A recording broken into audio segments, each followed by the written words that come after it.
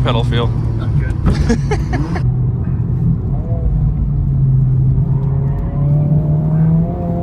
You can really just be lazy and just almost mad at them. This front end is just unbelievable.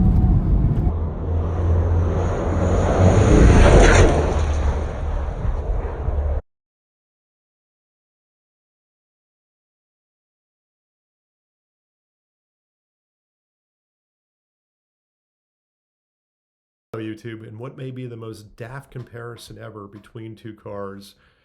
We took a 1989 Mondial T Coupe and compared it against a 2023 Civic Type R.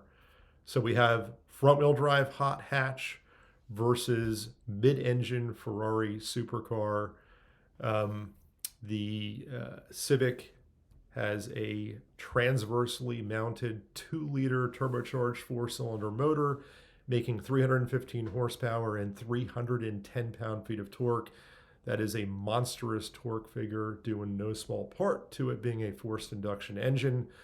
The Ferrari, because it is the T version of the Mondial, has a longitudinally mounted 32-valve double overhead cam V8, displacing 3.4 liters, making 296 horsepower, 238 pound-feet of torque, most of that power coming near its 7,400 RPM redline.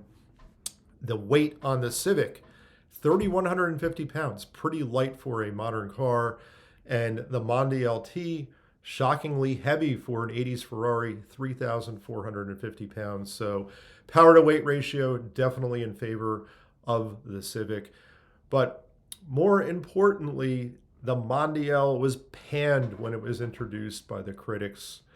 And the real question is, were those critics justified in their criticism of the Mondial? Where are we, Mike? We are at Cannonball Storage. That we are. Which, if you haven't heard about it yet, you should definitely come check it out.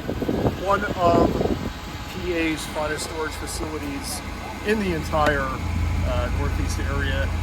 So we're already familiar with the, what year is this, 2023? This is a 2023 Civic Type R. Civic Type R, not the F, is it the FLK? FL5. FL5. With the spoon wheels. My favorite. Stock brakes. Stock brakes. On this? It's got pads on it. I do like the seats in this car. The red seats are fabulous. The red stitching is a nice touch. The knob is a nice touch. I have driven this car. I'm going to be completely candid. Not one of my favorite cars, but Chris is hoping that he's going to prove me wrong today, because we're going to go rip it on some back roads. Something that we haven't heard about on the Autosnob is my Mondial T Coupe, which I've had for what feels like an eternity, and it has been an eternity. I think it's been like 10 years. But this car has been universally panned by critics, and today I'm going to prove all of them wrong, because this is an awesome driving car. It's an odd matchup, but I'm looking forward to it, and we will report back from hopefully the PA Tail of the Dragon. Is that what it's called? Yeah. All right, let's do it. All right.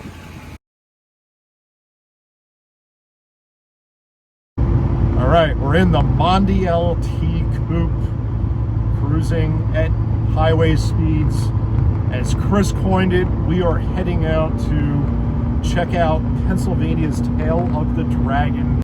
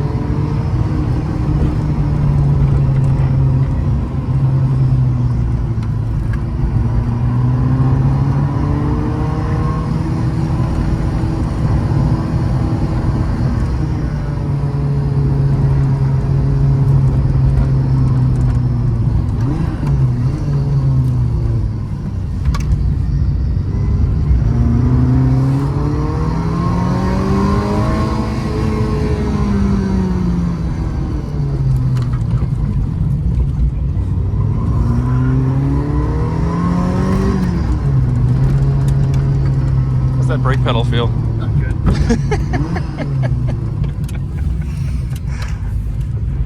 Oh yeah.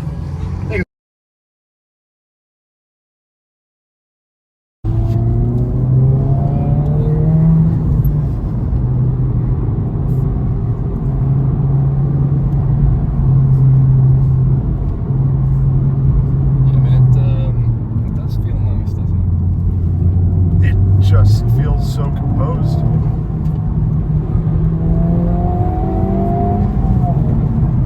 Oh God. How are the brakes in this? Fantastic.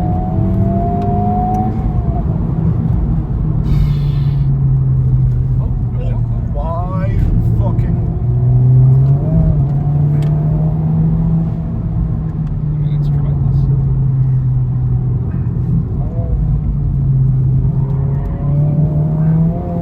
And you can really just be lazy and just almost mad at them. This front end is just unbelievable. This car is insane. Good God.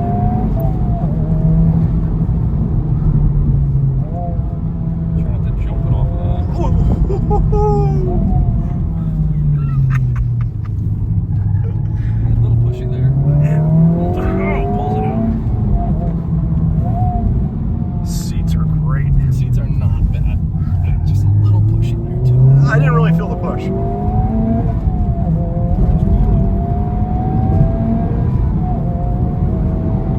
I mean, that's outrageous. It's 110,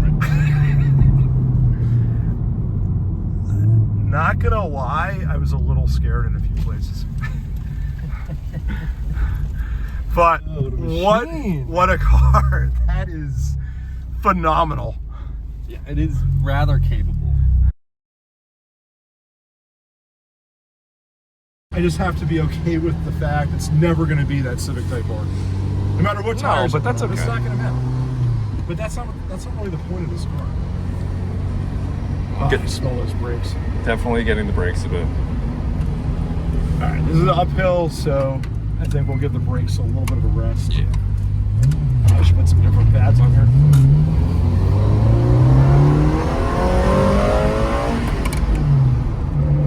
Oh, There's a gear.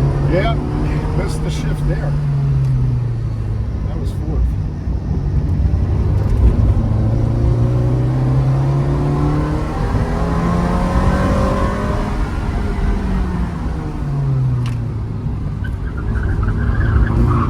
Oh yeah. Slide it around a little bit. Told you, it's a very forgivable car.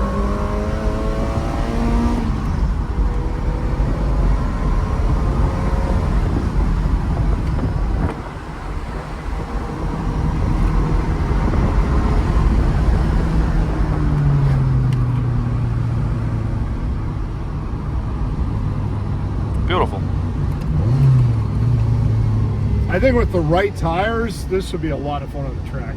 And the right brake pads. Tires and pads I'd be good to go. This is a very capable chassis. and a shift adjustment. Yeah, maybe. Where'd I think my that's car how these go? shifters are. I don't know if there's any adjustment.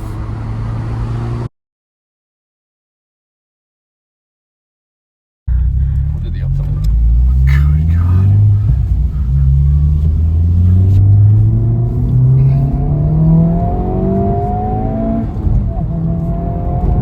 And we're in Mexico, by the way. Yeah, we're in Mexico. That's why you brought your passport. Yeah.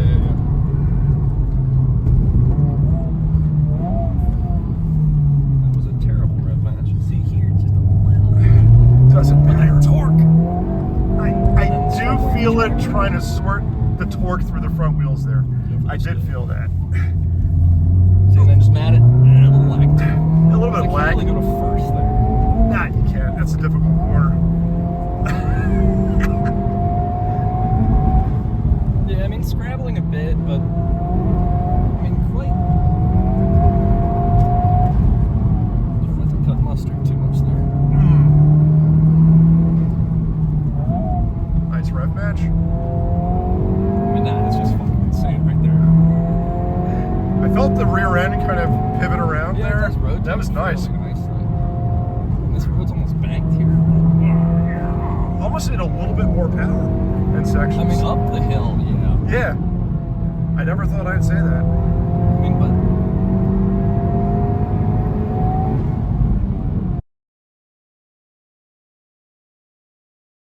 I am enjoying the uphill run a lot better than the downhill. you didn't like the downhill? No, I didn't like the downhill. This feels great. It's a Honda Civic. This, I mean, if you're looking for $40,000, yeah, if you're looking for a Before we go back to that, let's just scope this side out. $45,000 car, this is it. Yeah, I mean, they're tough to top. Oh, yeah, that was the first time in a long time I was like, it needs a little more power.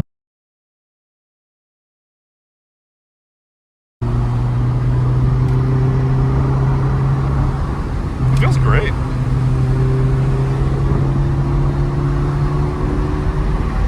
Not a ton of torque, but that's kind of the fun of this car. It sounds fabulous, though. Does sound great. I'm trying to keep up with a, I think a 2010 Focus that's in front of us. I can hardly see it through your super clean windshield. Yeah, I don't think I've cleaned this windshield once since I've owned this car. I definitely have not used the windshield sprayers. Where'd you park? I don't remember. Did we pass it? Wouldn't it be funny if we just lost your car? That would be terrible. I think it would be kind of funny. My passport's in it for some reason. Well, That's the kind of thing that regularly gets stolen here in central Pennsylvania. It's a Shamokin special. Shamokin. I think it's up here on the left. Yeah, this is There she is. nice gravel driveway that we pulled into. All right, the Mondial party piece. Are we gonna scrape? No, it will not scrape here. You just gotta have to go very slow. No, not bad.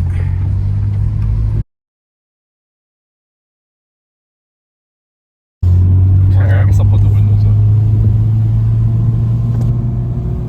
All right, back in Mexico again. Back in Mexico. Looks hilly, kind of like rural Pennsylvania, but another terrible road match. Whoa. I'm sure whoever owns this house is just fucking ecstatic. Beautiful for a Mexican house. Very colonial-esque. Oh, that was terrible. Sorry. We have a scrambler in front of us. I don't think we're gonna get around it, but Driving like a shitbag. Not very well. yeah. Well, that was fun. That was 60 miles of hard driving through some very tight and twisty roads in the Mondial. I'm following Chris in the Civic Type R, and wow, I have not. I think I've driven the car with that kind of intent since I've purchased it.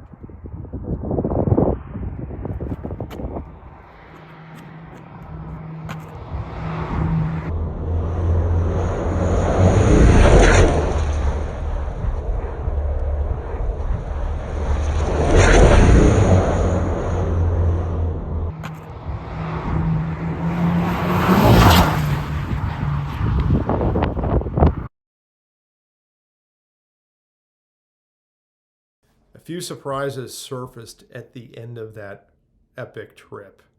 And the first was the Civic Type R was not the snooze fest that I thought it would be. It scorched through those back roads with blistering pace and was able to put down its power with poise and confidence. It was just an all-around awesome hot hatch, especially for the money. Was the Mondial T able to match the Civic Type R's pace? Of course not. It's 34 years older. The technology, the chassis, everything on that car is ancient compared to what's at the disposal of Honda engineers today. But what did surprise me was how much fun that car is to put through its paces on a set of mountain switchbacks and back roads where, you know, you would expect a mid-engine Ferrari of that era to be an absolute handful, and it really wasn't. It was a very, as I've said before, practical, usable supercar, but with also very usable performance, particularly at the limit where the car just encourages you to really get after it and just push it pretty hard into the turns and pivot the back end around. It will also, the front end will also wash if you're not skillful with the throttle. But all in all, I never felt like the car was going to bite me. Probably the biggest weak point of the car, and not too surprising, is the brakes. Really would benefit from some newer brake pads, something probably with a race compound where, you know, it wouldn't cook itself after a few hot runs. But I did 400 miles in that car, including the 150-mile drive out on the highway from my house to get to that area of the world where those roads existed.